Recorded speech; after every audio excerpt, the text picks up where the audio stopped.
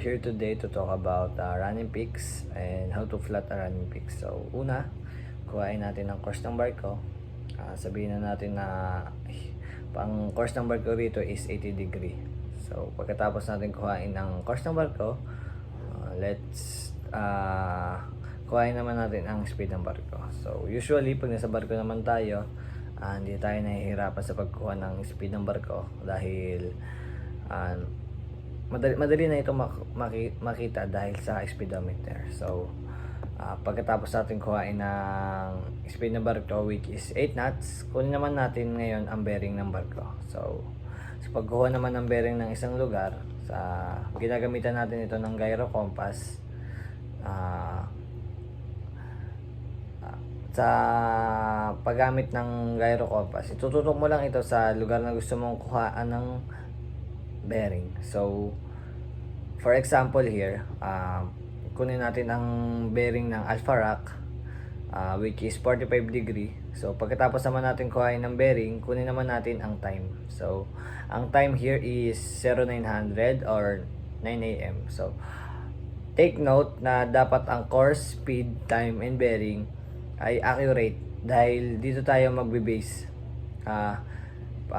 Kung hindi ito accurate, pwede tayong magkamali sa ating pag-plot at baka magtaka ka or magtaka tayo bakit ang layo yung na-plot natin sa actual position ng barko. Next is kuha naman natin ngayon ang ating parallel ruler at i-plot ang 45 degrees sa compass rose. I-drag naman natin ito papunta sa itaas ng course natin, papunta sa Alpha Rock. At huwag natin kalimutan lagyan ng time. So, okay. Lumipas ang 30 minutes, kukuha tayo ng panibagong bearing sa Alpha Rock.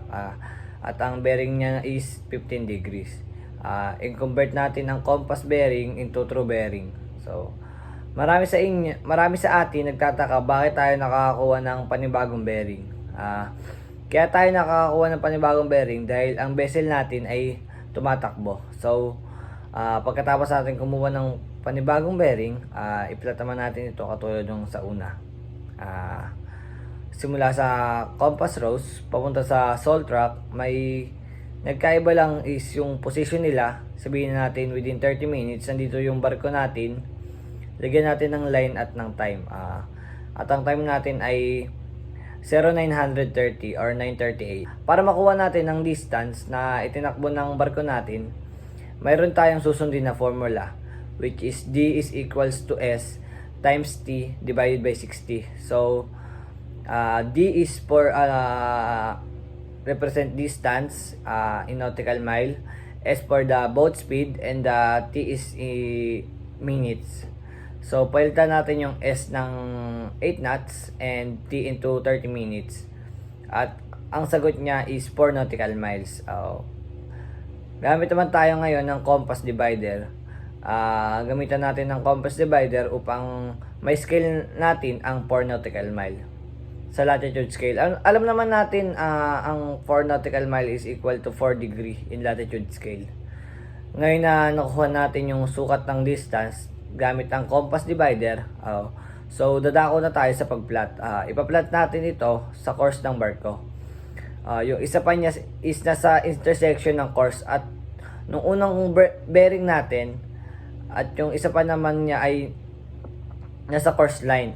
Hindi natin sila i-align sa course. Pangalawang bearing natin dahil ito ay estimated position lamang at hindi ito accurate, pagkatapos i-align natin, lagyan natin ito ng guhit para ito ang maging palatandaan natin na within 4 nautical miles, ito yung natakbo ng barko natin. So,